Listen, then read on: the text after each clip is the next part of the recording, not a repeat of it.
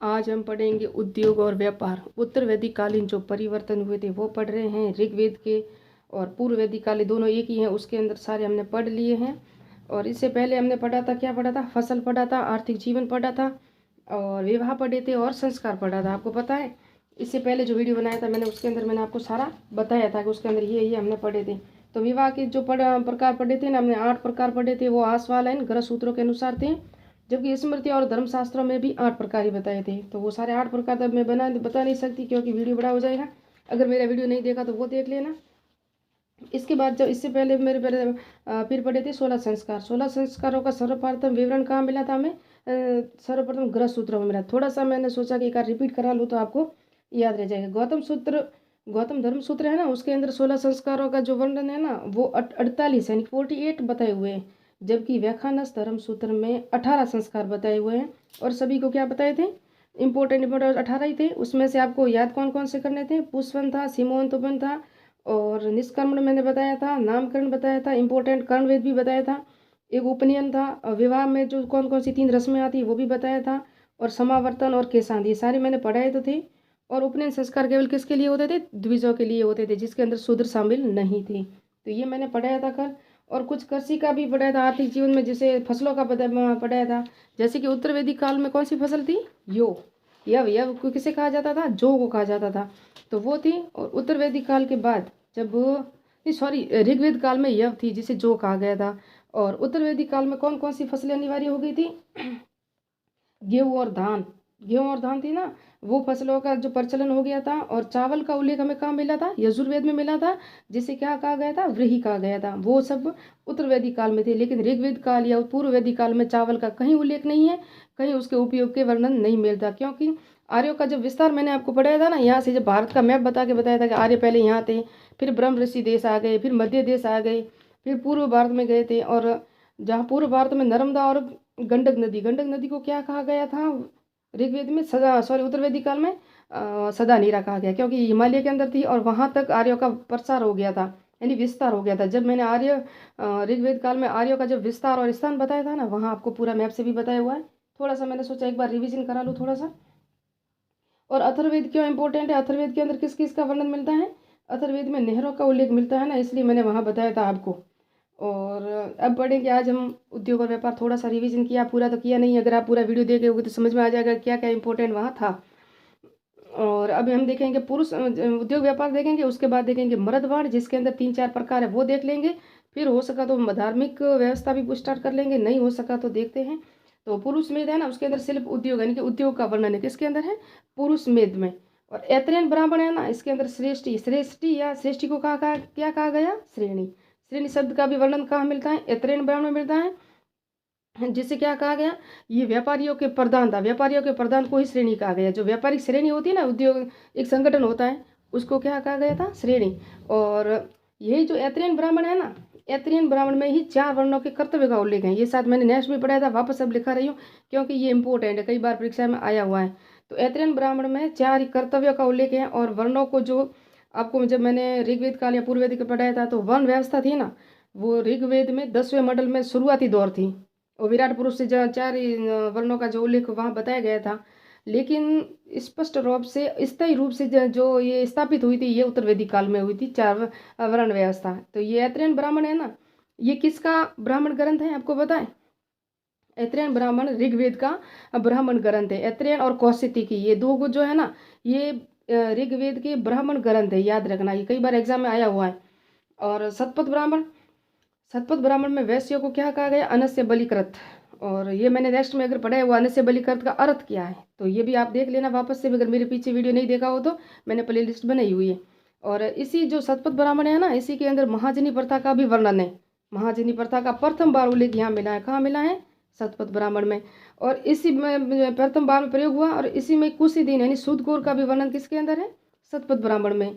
और कुलाल चक्र किसे कहा गया था उत्तर वैदिक काल में? तो कुम्हारों के चाक को, कुम्हार का जो चाक होता है ना, उसे क्या कहते थे? कुलाल चक्र। और पुनर्जन्म जन्म का सिद्धांत है ना, पुनर्जन्म का सिद्धांत भी कहाँ मिला था हमें? पुनर्जन्म के सिद्धांत भी शतपथ ब्राह्मण में मिलता है। और शतपथ ब्राह्मण है ना, ये किसका ब्राह्मण ग्रंथ है? ये यजुर्वेद का है। यजुर्वेद का शतपथ ब्राह्मण, इसका जो क्या है? ब्राह्मण ग्रंथ है, जबकि ऐत्रेयन और कौशिकी किसके ब्राह्मण ग्रंथ है? ऋग्वेद के। कई बार एग्जाम में ऐसे ही पूछा जाता है।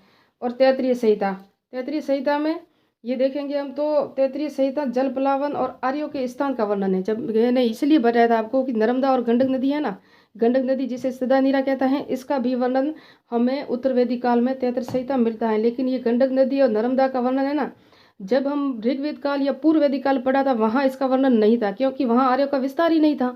आर्यों का विस्तार तो वहीं था, पंजाब और अफगानिस्तान में था। अब आर्यों का जो उत्तर वैदिक काल में आर्यों का स्थान कहाँ आ गया? कुरुक्षेत्र में। कुरुक्षेत्र जिसे कुरुक्षेत्र यानी कि सप्त सिंधु प्रदेश, और सॉरी सप्त सिंधु प्रदेश तो ये पहले था, पंजाब और अफगानिस्तान।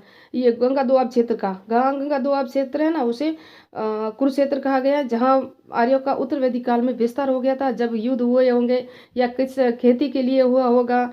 और इस गंडक नदी का जो वर्णन आता है ना, ये कहते हैं कि मुंह में आग के गोले लिए हुए आर्यों के लिए था, और गंडक नदी तक आए थे और गंडक नदी में ही समाप्त हो गए, इसलिए उसको देवी भी माना था गंडक नदी को। क्यों मुंह में आग लिए हुए, ऐसे उसको शायद व्याख्या की गई होगी, क्योंकि आर्य थे वो कृषि के लिए जंगलों को जला रहे थे, और अपने रहने के लिए भी वो जला रहे होंगे, स्थायी निवास के लिए भी रहना जला रहे होंगे। इसलिए ये कुछ कहानी है, आपको मैं नेक्स्ट में कभी पढ़ाऊंगी, सुनाऊंगी पूरी। और जल प्लावन आर्यों का स्थान नर्मदा गंडक नदी तक था, ये तैत्तिरीय संहिता में उत्तर वैदिक काल में मिलता है। ऋण शब्द है ना, उसमें कुशित शब्द का वर्णन मिलता है। ऋण जो ऋण लेता है ना उसे कहते हैं कुशित।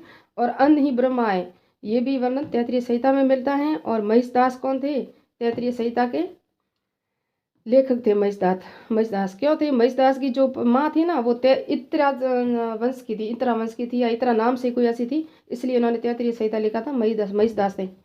और महिषदास सुदास के पिता थे। जो दशराज युद्ध हुआ था, आपको पता है दशराज युद्ध मैंने कई बार पढ़ा दिया, अगर आपको तो एक बार और सुना समझा दूंगी।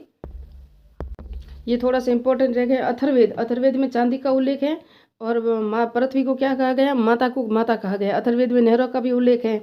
और अथर्ववेद तो वेरी इंपॉर्टेंट, जिसके अंदर प्रजापति की 2 पुत्रियों का भी वर्णन है।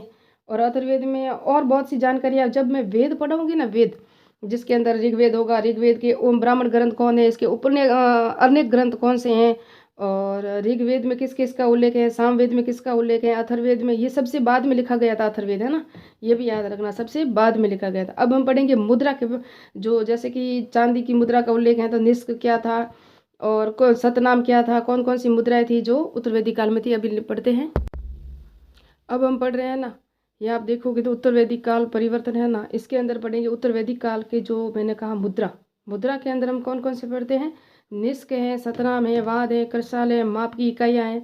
ये ना, ये जो निष्क, सतमान, सतनाम, पाद, कृशाल है ना, इसे हम माप की इकाइयाँ भी कह सकते हैं, संभव ये सिक्के भी हो सकते हैं। अभी हम अनुमान ही लगा रहे हैं, क्योंकि प्रमाणिक तो हमारे पास इतने हैं नहीं, लेकिन फिर भी इससे कुछ सिक्के भी वर्णन मिलता है। और रत्तिका एवं गुंजा तोल की इकाइयाँ थी, क्या थी? तोल की इकाइयाँ थी। गाय एवं निष्क है ना, लेन देन का माध्यम थी, वस्तु विनिमय का व्यापार होता था, उत्तर वैदिक काल में वस्तु विनिमय था। निष्क है ना, ये स्वर्ण मुद्रा थी। सतनाम चांदी की मुद्रा थी। अभी नेक्स्ट में हमने पढ़ा था कि चांदी का सर्वप्रथम प्रयोग कहाँ हुआ था? ये चांदी का सर्वप्रथम प्रयोग तो हुआ था अथर्ववेद में, लेकिन चांदी को हिरण्य क्या कहा? हिरण्य रजत, रजत यानी हिरण्य रजत का भी वर्णन हमें मिलता है, वरदारक उपनिषद में मिलता है। लेकिन अब हम ये चांदी का जो सिक्का है ना, वो अथर्ववेद में मिलता है कि चांदी की जो मुद्रा थी। तो ऋग स्वर्ण मुद्रा ये बता दिया मैंने। ऋग्वेद में व्यापारी के लिए, ये ऋग्वेद का बता रही हूँ मैं, पूर्व वैदिक काल ऋग्वेद में व्यापारी के लिए, एक तो व्यापारी के संगठन के लिए क्या हुआ था? वणिक शब्द हुआ था। जबकि हमने पढ़ा था पणि था ना, पणि भी व्यापारी पे होते थे। मैंने नेक्स्ट में आपको बताया था ऋग्वेद काल में जो अर्थव्यवस्था थी, वो भी व्यापारियों जो पशु चुराते थे ना, वो व्यापारी होते थे, लेकिन इनका संगठन को क्या कहा जाता था? वणिक। और उत्तर वैदिक काल में इसी संगठन के जो प्रधान होता था ना, उसे कहा जाता था श्रेष्ठिन या श्रेणी। ये उत्तर वैदिक काल में जो वणिक शब्द ऋग्वेद में था, पणि शब्द भी ऋग्वेदिक काल में था, यानी कि पूर्व वैदिक काल में था। कहा था? पूर्व वैदिक काल में। लेकिन उत्तर वैदिक काल में वणिक का जो संगठन था, उसका प्रधान था श्रेष्ठिन, उसके लिए शब्द आया प्रयोग। धीवर कुछ थे जो वहाँ उस समय जो थे ना, कोई कुम्हार था, कोई गायक था, कोई अर्थव्यवस्था में जो जो कार्य जो बनाने वाले थे वस्तुएं, उसे कहते हैं। तो धीवर कौन था? मल्लाह, सूत काटने वाला को क्या कहते थे? धीवर। सैलूस गायक होता था, उसे सैलूस कहा गया उत्तर वैदिक काल में। जयाकार धनुष की डोरी के निर्माता था ना, उसे जयाकार कहा गया। और इशुकार कौन था? बाण बनाने वाले थे। कौन थे इशुकार? बाण बनाने वाले। और गाय के व्यापारी को गो वणिज कहा गया, गो वणिज कहा गया गाय के व्यापारी को। ये शब्दावली है ना, ये उत्तर वैदिक काल की है। गुंजा इमली के बीज के समान थी। क्या थी? गुंजा थी ना, ये माप की इकाई थी, और इमली के बीज के समान थी। और रितिका तुला बीज थी ना, ये माप की सबसे छोटी इकाई कौन थी? रितिका या तुला बीज थी। तो कोई माप की इकाई भी बता दे तुला बीज इकाई को, कोई कोई इसको मुद्रा भी बता दे। अभी इसके स्पष्ट प्रमाण तो थे नहीं, जितना था मैंने आपको बता दिया है। अब हम पढ़ेंगे इसके नाम और स्थान और खोज जो भारत में प्रचलित हैं। पहले थोड़ा सा ये बता दूं कौन से प्रकार थे, फिर ये कहाँ कहाँ मिले थे पूरे डिटेल से। ये टॉपिक है ना यूजीसी नेट में इम्पोर्टेंट है, असिस्टेंट प्रोफेसर में भी है, यूपीएससी प्री में भी है, और फर्स्ट ग्रेड और सेकंड ग्रेड में नहीं है ये फर्स्ट ग्रेड में है। तो ये सारे टॉपिक है ना मैं पढ़ा रही हूँ। तो स्टार्ट करते हैं। अब विविध मर्दभांड देख लेते हैं। मर्दभांड है ना, इसके प्रकार थे, 4 प्रकार के थे। इनकी प्रमुख विशेषता क्या क्या थी? तो देखो, जो ये उत्तर वैदिक काल में पढ़ रहे हैं ना, तो काले, कृष्ण, लाल मर्दभांड, काले मर्दभांड, चित्रित धूसर मर्दभांड और लाल मर्दभांड, यानी 4 प्रकार के थे। तो उत्तर वैदिक काल की प्रमुख विशेषता तो ये थी, चित्रित धूसर मर्दभांड थे, लेकिन ये सर्वाधिक प्रचलित लाल मर्दभांड थे। इस काल में प्रचलित कौन से थे? लाल मर्दभांड थे, लेकिन इनकी प्रमुख विशेषता थी इस काल की जो थी वो चित्रित धूसर मर्दभांड थे। पूर्ववर्ती हड़प्पाकालीन जो मिले थे ना मर्दभांड, चित्रित धूसर मर्दभांड, वो कुरुक्षेत्र के भगवानपुरा स्थान से मिले थे। तो ये पर हड़प्पा के भी काल से मिले थे। वैदिक काल तो बाद में आया, पहले हड़प्पा सभ्यता आई, और हड़प्पा से भी पहले यानी कि पूर्ववर्ती हड़प्पा, हड़प्पा से पूर्व हड़प्पा, तो कुरुक्षेत्र भगवानपुरा से भी चित्रित धूसर मर्दभांड मिले थे। और उत्तर वैदिक काल की भी प्रमुख विशेषता थी, और प्रचलित इस काल में कौन से थे? लाल मर्दभांड थे। अब स्टार्ट करते हैं भारत के। इतने शॉर्ट आपको कोई नोट्स नहीं बना देगा जितने मैंने दिए। तो भारत में जो प्रचलित मर्दभांड थे ना, वो गैरिक मर्दभांड, कृष्ण लोहित, चित्रित धूसर और उत्तरी काले चमकीले। इस मर्दभांड का तो मेरे साथ तीसरा वीडियो होगा। इससे पहले मैंने वीडियो बना चुकी हूँ, मैं एक दो तीन बार बना चुकी हूँ। तो ये जो गैरिक मर्दभांड थे ना, ये किसकी विशेषता थी? सिंधु घाटी सभ्यता की विशेषता वाले गैरिक मर्दभांड थे। ये सिंधु घाटी सभ्यता की थी, और इनकी खोज की थी किन्होंने? बीबी लाल ने खोज की थी। और ओसीपी, इसको क्या कहते हैं? इसको कहते हैं ऑर्थरी कलोरेड पोर्टरी। क्या कहते हैं? ऑर्थरी कलोरेड पोएट्री कहते हैं, यानी कि चित्री इसे नाम है, उसका नाम ओसीपी नाम है, गैरिक मर्दभांड का नाम है। ये बिसोली बदायूं में गंगा घाटी क्षेत्र में मिले थे। राजपुर परसों बिजनौर स्थान था ये, और ये इनकी खोज थी, मैंने बताया पूरा डिटेल। अब एक कर्सन लोहित है ना, ये ऋग्वेद कालीन के थे। क्या थे? ऋग्वेद काल के जो प्रचलित थे ना मर्दभांड, वो थे। तो ये अंतरजी खेड़ा यूपी से मिले थे। ये आर्यों का मर्दभांड थे, आर्यों के।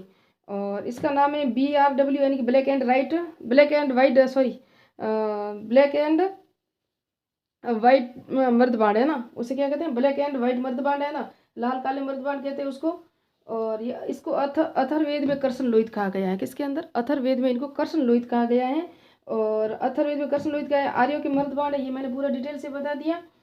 और ये हड़प्पा काल में भी पाए जाते थे। तो ऋग्वेद काल में आएंगे तो हड़प्पा काल में भी पाए जाते। चित्रित धूसर मर्दबाण है ना, ये उत्तर वैदिक काल में थे। तो मैंने अभी बताया उत्तर वैदिक काल में चित्रित धूसर मर्दबाण थे। अहि छत्रपुर बरेली में थे। कहाँ थे? अहि छत्रपुर बरेली में थे। अहि छत्रपुर, ये हमारे यहाँ सॉरी अहि छत्रपुत्र है, और हमारे राजस्थान में नागौर को क्या कहते हैं? अहि छत्रपुर कहते हैं। तो ये अहि छत्रपुर अलग है, और ये यूपी वाला अहि छत्रपुत्र अलग है। ये बरेली में यूपी में मिले थे। खोज की थी BB लाल ने की थी। हस्तिनापुर से पूर्ण जानकारी तो हस्तिनापुर से मिली थी, लेकिन सर्वप्रथम खोजे थे अहि छत्रपुर से। हस्तिनापुर एक ऐसा स्थल था ना, PGW नाम है इनको, शॉर्ट में कह रही हूँ। और पूरी पूर्ण जानकारी हस्तिनापुर से मिली थी, जो महाभारत कालीन थी। हस्तिनापुर एक ऐसा स्थल है जहाँ से जो मर्दबाण मिले ना, यहाँ से लोहे के मर्दबाण नहीं मिले थे, एकमात्र स्थल है। बाकी हर जगह से जहाँ जहाँ ये भी मिले ना, वहाँ वहाँ लोहे के मर्दबाण भी मिले थे। लेकिन हस्तिनापुर एक ऐसा मात्र स्थल है जो गंगा दोआब क्षेत्र में आता है। और कुरुक्षेत्र जो कहते हैं ना हम, आर्यों का जो उत्तर वैदिक काल में जो स्थान था वो भी कुरुक्षेत्र ही था। कुरुक्षेत्र हरियाणा के आसपास है, और हरियाणा में हस्तिनापुर कहाँ? हरियाणा में ही है। तो हस्तिनापुर से लोहे की जानकारी या लोहे के उपकरण एक भी नहीं मिले था। कहाँ नहीं मिले थे? हस्तिनापुर में नहीं मिले थे। चित्रित धूसर मर्दबाण में जहाँ उत्खनन मिला था, लेकिन यहाँ लोहे के एक भी उपकरण नहीं मिले थे, मर्दबाण नहीं मिले थे, सॉरी। उत्तरी काले चमकीले, ये मौर्य काल के आसपास कह सकते हो। और ये NBPW कहते हैं, नॉर्थ ब्लैक एंड वाइट जो कहते हैं आप, पोइट्री कहते हैं। और तक्षशिला इसका प्रमुख, सर्वप्रथम कहाँ खोजे थे इसको? तक्षशिला में खोजा था। किसके? उत्तरी काले चमकीले मर्दबाण है ना, उसको सर्वप्रथम तक्षशिला में खोजे थे। लेकिन इनका व्यापार का प्रमुख केंद्र कौशाम्बी था। कहाँ था व्यापार का प्रमुख केंद्र? व्यापार का प्रमुख केंद्र कौशाम्बी था इसका। और GR शर्मा ने इसे खोजे थे। द्वितीय नगरीकरण के काल था ये मौर्य काल, और संबंधित है 600 से 300 ईस्वी पूर्व थे। ये उत्तरी काले चमकीले मर्दबाण थे। लेकिन ये जो मर्दबाण थे ना, अंतरजी खेड़ा जो मिले थे, कौन से? उत्तरी काले चमकीले मर्दबाण थे। द्वितीय ये मौर्य काल में थे, महाजनपद काल में थे, बुद्ध काल में भी यही थे। और द्वितीय द्वितीय नगरीकरण काल में ये परिवर्तन हो गए थे और इसको आर.जी. शर्मा ने खोजा था। और गंगा घाटी क्षेत्र में घेरदार कुएं, पक्की ईंटों के प्रमाण, लोहे के प्रयोग, उत्तरी कालीन चमकीले मर्दबांड इसकी विशेषता है। और सर्वश्रेष्ठ मर्दबांड है ना, सभी मर्दबांडों में सर्वश्रेष्ठ मर्दबांड यही है, उत्तरी काले चमकीले मर्दबांड, NBPW नाम है इसका शॉर्ट में। और ये जो मर्दबांड है ना, क्या कहते हैं उसे, कर्सन लोहित या कर्सन लाल काले या लाल काले मर्दबांड है ना, ये अंतरिक्षी खेड़े से मिले थे, मैंने बताया आपको। ये आर्यों का मर्दबांड भी कहते हैं इसको। और ये है ना, ये देखो प्रागैतिहासिक काल में भी प्रचलित थे, हड़प्पा काल में भी थे, महापाषाण काल में भी थे। और ऋग्वेद के प्रतिनिधि मर्दबांड था ये, और ऋग्वेद का प्रतिनिधि था, लेकिन ये पहले से भी प्रचलित थे। तो ऐसी कुछ विशेषता मैंने बता दी है, सारे मर्दबांड भी बता दिए। अब मैं आपको पढ़ाऊंगी धार्मिक विशेषताएं। अब इस काल में हम देखेंगे धार्मिक जीवन में जो प्रभाव पड़ा था, उसमें पहले हम देवताएं देखेंगे, बाद में यज्ञ देखेंगे, जो राजसूय यज्ञ है वगैरह जितने भी यज्ञ बनाए ना, जो यज्ञ थे ना। और यज्ञों के भी 2 प्रकार थे, हरवी यज्ञ और सोम यज्ञ। हरवी यज्ञ भी 4 प्रकार, सोम यज्ञ के 5 प्रकार, वो बाद में नेक्स्ट में पढ़ेंगे हम। और हरवी यज्ञ जो 7 प्रकार के थे वो अलग है, हरवी यज्ञ, अग्निहोत्र यज्ञ, राजसूय यज्ञ, वो जो भी आएंगे ना वो सब मैं आपको पढ़ाऊंगी। और वाजपेयी यज्ञ क्या क्या था, पुरुष मेध यज्ञ क्या था, अश्वमेध यज्ञ क्या था, गोमेध यज्ञ, जितने भी थे ना यज्ञ वो पढ़ेंगे। बाकी ऋण और वो तो पंच यज्ञ हमने पढ़ लिया, और त्रिऋण वो भी पढ़ लिया, ये तो पढ़ने की जरूरत नहीं जब हमने सामाजिक व्यवस्था पढ़ा था। तो अब हम स्टार्ट करते हैं जो देवताओं के प्रकार। अब हमारे यहाँ देवता भी चेंज हो गए। ऋग्वेद काल में 3 प्रकार के देवता थे जो हमने पढ़ा था, आकाश के देवता, अंतरिक्ष के देवता, पृथ्वी के देवता, ये सब पढ़ा था ना। अगर आपने पाठ नहीं देखा तो देख लेना। जबकि इस जो उत्तरवेदी काल में देवताओं के 4 प्रकार हो गए, दिव्य देवता, पार्थिव, गोजात और अप्य। क्या थे? अप्य। तो दिव्य देवता वो सर्वज्ञ देवता थे, पार्थिव देवता जो पृथ्वी के देवता थे, गोजात तो गो से संबंधित थे यानी गाय से संबंधित थे, अप्य देवता जो जल के देवता थे, है ना। जल पलावन का कहाँ मिलता है ये देख लेना, बताना मुझे, नेक्स्ट में भी पढ़ा था हमने। तो शतपथ ब्राह्मण में जल पलावन की कथा है, जबकि जल के देवता कौन है? अप्य है। अप्य याद रखना, कई बार कन्फ्यूजन हो जाते हैं हम। और हम स्टार्ट करते हैं उपनिषदों में जो महाकाव्य है ना, उपनिषदों के कौन कौन से हैं, क्योंकि यहाँ से परीक्षा में आप पूर्व एग्जाम के प्रश्न देखोगे तो सब आए हुए हैं। प्रज्ञान ब्रह्मा ये भी आया हुआ है, अयम ब्रह्मा, अयम आत्मा ब्रह्मा, त्वम। और अब हम देखते हैं ये सब प्रज्ञान ब्रह्मा का वर्णन जो है ना ऐत्रेयण उपनिषद में है, जो ऋग्वेद से संबंधित है। मांडुक्य उपनिषद है ना, ये अहम अयम आत्मा ब्रह्मा, ये मांडुक्य उपनिषद में मिलता है। और ये अथर्ववेद में इसका जो क्या कहते हैं उपवेद है, उपवेद नहीं है शायद, लेकिन मांडुक्य उपनिषद में ये लिखा हुआ है। और छंदोग्य उपनिषद है ना, ये सामवेद का उपवेद नहीं, ब्राह्मण ग्रंथ है। और तत्व त्वम असी लिखा हुआ है यहाँ, जिसका वर्णन मिलता है महाकाव्यों का उपनिषदों में, क्योंकि ये उपनिषद है किसके? अथर्ववेद के, शायद सामवेद के, ऋग्वेद, यजुर्वेद का कौन है? वर्धारक है। और इसके अंदर अहम ब्रह्मास्मि लिखा हुआ, क्या? ब्रह्माष्टमी, क्या लिखा? अहम ब्रह्माष्टमी। यजुर्वेद का ब्राह्मण ग्रंथ है, वर्धारक या उपनिषद है सॉरी। और इसका जो है ना छंदोग्य है। अथर्ववेद का मांडुक्य है, उपनिषद है, जबकि अथर्ववेद का, तो ये आपको प्रज्ञान ब्रह्मा है, ये कौन सा है? ऋग्वेद। ऋग्वेद का जो उपनिषद कौन सा है? ऐत्रेयण है। ऋग्वेद के 2, एक तो ऐत्रेयण और एक कौशिक की, 2 उपनिषद हैं, और 2 ही इसके ब्राह्मण ग्रंथ भी 2 ही वही है। तो इसमें क्या लिखा है?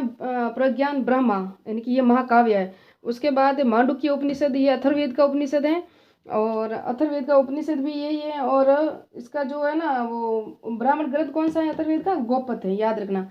तो अयम आत्मा ब्रह्मा यहाँ लिखा हुआ है, तत्व त्वम असि, ये है ना छंदोग्य उपनिषद में है। और छंदोग्य उपनिषद किसका उपनिषद है? ये सामवेद का उपनिषद है, छंदोग्य उपनिषद। मैं जब पूरा डिटेल से आराम से आपको समझाऊंगी ना, इसके उपनिषद कौन कौन से हैं ऋग्वेद के, इसके ब्राह्मण ग्रंथ कौन से हैं, अथर्ववेद के उपनिषद कौन है, ब्राह्मण ग्रंथ कौन है, अन्य ग्रंथ कौन है, सबको 1-2 भाग में बांट के बताऊंगी। अहम ब्रह्मास्मि ये वर्धारक उपनिषद में है, और ये यजुर्वेद का उपनिषद है।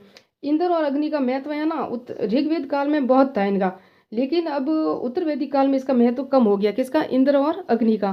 प्रजापति थे ना, प्रजापति जो ऋग्वेद कालीन देवता थे, इनका उत्तरवेदी काल में ब्रह्मा हो गया, जो सृष्टि के निर्माता को सर्वोच्च स्थान इनको दे दिया गया, ब्रह्मा। ये पहले प्रजापति थे उत्तरवेदी ऋग्वेद काल में, अब उत्तरवेदी काल में इनका नाम ब्रह्मा हो गया। नहीं, देवताओं के भी नाम प्रचलित हो गए, नहीं सॉरी, नाम परिवर्तन हो गए। वैदिक देवता कौन थे? रुद्र। जो वैदिक ऋग्वेद काल में जो रुद्र थे ना, अंतरिक्षवासी देवता थे शायद रुद्र। और उत्तर वैदिक में शिव, प्रतिष्ठित हो गए, यानी कि रुद्र का जो नाम था वो परिवर्तन हो गया और इन्हीं के स्थान पर अब शिव है ना वो प्रतिष्ठित हो गए, क्योंकि विष्णु को ही सृष्टि के संरक्षण के रूप में भी माना गया। तो यहाँ विष्णु को माना गया। उत्तर वैदिक काल में जो रुद्र था इनका नाम शिव हो गया। क्या हो गया? शिव हो गया। और रुद्र कौन थे? अंतरिक्षवासी देवता थे रुद्र, है ना, अंतरिक्षवासी देवता थे। और इनका जो अब हो गए, जो ऋग्वेद काल में अंतरिक्षवासी देवता थे, लेकिन उत्तर वैदिक काल में इनका नाम परिवर्तन हो गया। उत्तर वैदिक में इसको शिव नाम से प्रतिष्ठित किया गया और विष्णु को सृष्टि का संरक्षण के रूप में पूजा जाने लगा। अब विष्णु नाम हो गया इनका। और प्रजापति का नाम ब्रह्मा हो गया, जो सृष्टि के निर्माता में सर्वोच्च स्थान, यानी कि सृष्टि का जो निर्माता है ना उसको ब्रह्मा ही माना गया उत्तर वैदिक काल में। अब नेक्स्ट में हम पढ़ेंगे, मैंने कहा यज्ञ पढ़ेंगे, यज्ञ के प्रकार पढ़ेंगे, कौन कौन से यज्ञ आते हैं, फिर हमारा ये टॉपिक पूरा हो जाएगा। मिलते हैं नेक्स्ट वीडियो में। मेरा वीडियो अच्छा लगे तो शेयर कीजिए, लाइक कीजिए, सब्सक्राइब कीजिए। और ये प्राचीन भारतीय इतिहास में वैदिक सभ्यता चल रही है उसका